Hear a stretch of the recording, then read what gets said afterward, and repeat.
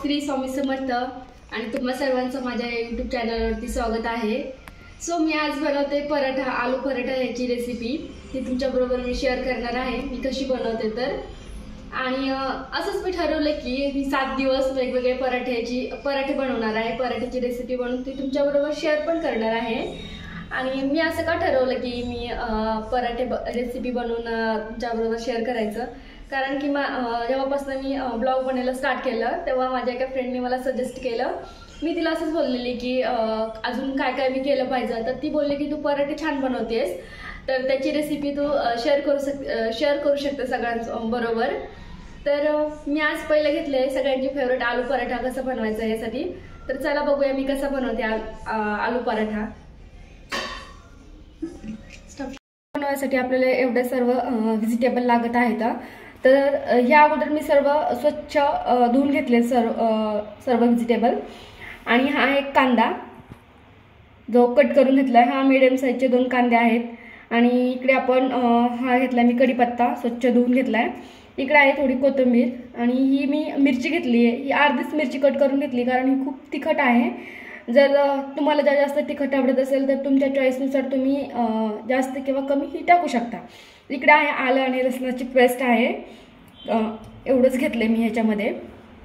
आणि आपल्याला पराठे बनवण्यासाठी लागणारे मसाले म्हणजे इकडे मी हळद घेतली आहे अर्धा चमचा, आणि इकडे थोडी मोहरी आहे, ही इकडे जिरे, आणि हा आहे धन्याचा कूट, आणि हे आहे तिखट। हे तिखट लाल तिखट आमच्या घरी बनवलेलं आहे, कारण गावाकडे मी विकतचं यूज नाही करत आहे। गावाकडे अशा मिरच्या घेऊन त्याचं लाल तिखट बनवतात, ते घेतले मी। आणि इकडे चवीनुसार मीठ आणि थोडंसं इकडे मी जिरे पूड पण घेतली आहे। जर इन केस तुम्हाला तुमच्या चवीनुसार तुम्हाला जिरे टाकायचे की जिरे पूड ही तुमची चॉईस आहे, तुम्ही दोन्हीपैकी कोणतं पण टाकू शकता। तरी मी इकडे दोन्ही पण म्हटलं तर सर्वात त्याच्यासाठी लागणारं महत्त्वाची गोष्ट म्हणजे बटाटे। तर हे पहा हे इकडे मी 6 मीडियम साईजचे बटाटे उकडून घेतलेत अगोदर। त्या अगोदर स्वच्छ पाण्याने धुवून त्याच्यानंतर मी उकडलेले आहेत आणि त्याची साल पण काढलेली आहे। महत्त्वाची गोष्ट म्हणजे ना, त्याच्यासाठी लागणारं पीठ जे असतं ते मी इकडे गव्हाचं पीठ घेतलेलं आहे। आणि त्याच्यामध्ये मी दुसरं काहीच टाकत नाही, फक्त मीठ टाकते थोडं, आणि ह्याला चांगलं असं एकत्र करून घ्यायचं।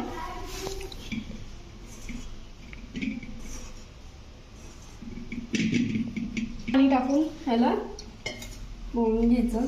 आणि ह्याचं पीठ आहे ना जास्त असं गोळा होतं त्याचा, आणि त्याला थोडंसं तेल लावायचं आणि असं त्याला सगळं हे करून ठेवायचं। आणि ह्या पिठाला आहे ना आपल्याला 10 ते 15 मिनिटं भिजून द्यायचं, त्याच्यानंतर त्याचं चांगलं आपल्याला करता येईल। आणि कधी पण आहे ना पीठ मळताना ताटामध्ये घ्यायचं नाही, कारण ताटात घेतल्यानंतर पीठ इकडे तिकडे सांडतं।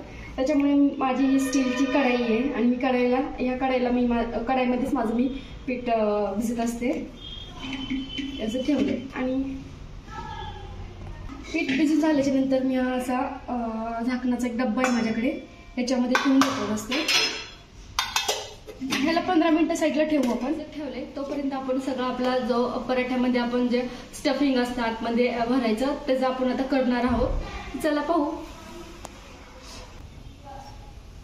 अगोदर तेल टाकून घेतलेलं आहे, तेल थोडं गरम होऊन द्यायचं।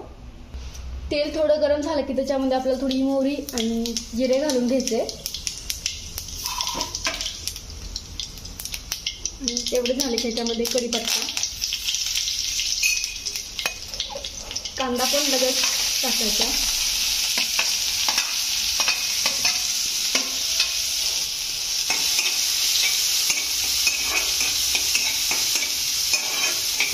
थोडा वेळ कांद्याला परतून द्यायचं, खूपच असं लाल वगैरे असं नाही, थोडा वेळ।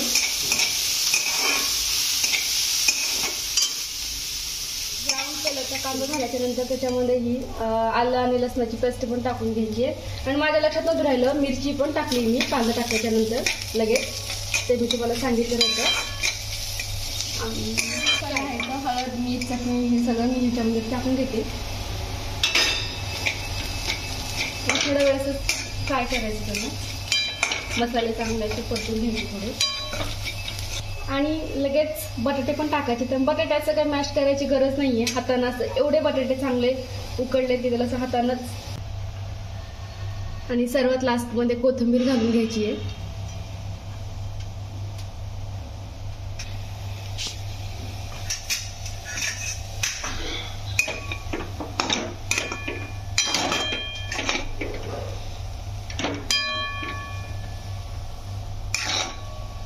सुंदर असा वास सुटलेला आहे पराठ्याच्या स्टफिंगचा. गोळा बनवून घ्यायचा आहे असा आणि पिठामध्ये बुडवून घ्यायचं. आणि कधी पण आहे ना पराठे बनवताना असं असं करून त्याच्यामध्ये नाही भरायचं, कारण एवढं सगळं सगळे जे असतं आपण जे सारण केलं ते सगळीकडे सारखं बसत नाही. तर मी तुम्हाला मी कसं करते तर मी अगोदर असं थोडंसं ही चपाती लाटून घेते, थोडीशी मीडियम साईजची, आणि देन त्याच्यामध्ये हे सारण असं ठेवते.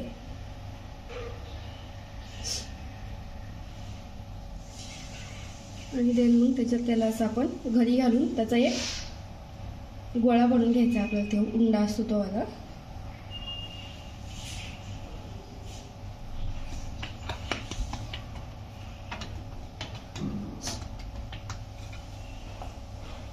हेल्दी असे पराठे तयार होतात. पहा असं बनवून घेतले मी. तर आता ह्याला लाटून घ्यायचं आहे. लाटताना थोडं थोडं पीठ टाकून हे करायचं, कारण की ह्याचं जे सारण असतं ते बाहेर येण्याचे खूप चान्सेस असतात. त्याच्यामुळे जेव्हा आपण सारण बनवत असतो त्याच्यामध्ये जास्त तेल टाकायचं नाही आणि त्याला जास्त असं पातळ बनवायचं नाही. जास्त तेल खाल्लेलं हेल्थसाठी पण चांगलं नसतं, त्यामुळे कमी तेलामध्ये करायचं आहे. आणि सगळीकडनं हा असा ह्याला लाटून घ्यायचा आहे. खूप असा जाड आणि खूप असा पातळ पण पराठा कधीच करायचा नाही, कारण पराठे हे नेहमी थोडे मीडियम साईजचेच असतात. तर हा मीडियम साईजमध्ये असा आपल्याला लाटून घ्यायचा पूर्ण. पाहू शकता तुम्ही मीडियम साईजचा पराठा लाटलेला आहे. आणि त्याच्यानंतर आहे ना आपण काय करतो, तेलामध्ये आपण सारणमध्ये पण तेलच यूज करतो आणि मग आपण पराठ्याला पण तेलच लावणार. ती खूप अनहेल्दी होतं, कारण तेल त्याच्यामुळे मी पराठ्यासाठी तूप यूज करते. ते आमच्या घरी म्हणजे गावाकडून आणलेलं तूप आहे.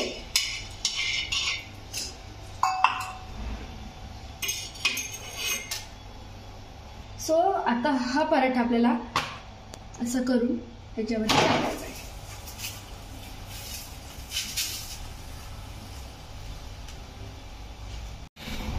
थोडं झालं की याला असं पलटून पण घ्यायचं आहे, बघू शकता. आणि तोपर्यंत तिकडे तो भाजतोय तोपर्यंत दुसरी आपण पराठ्याची इकडे तयारी करायची. आणि खरपूस भाजून घ्यायचा, जास्त किंवा कमी पण नाही. वाटीमध्ये तूप घ्यायला हवं होतं पण घेतलं नाहीये. इथे तयार झालेला आहे आपला गरमागरम पराठा. आणि इकडे दिले मी सॉस. हा टोमॅटोचा सॉस आहे. दह्याबरोबर खातो आपण पराठा, पण काय आहे ना सकाळी सकाळी दही नको वाटतं, कारण आम्हाला दोघांना पण ॲसिडिटी होती आणि योगेश आणि राया त्यांना जास्त भूक लागली, त्यामुळे त्यांना तर मला पटकन द्यावं लागेल.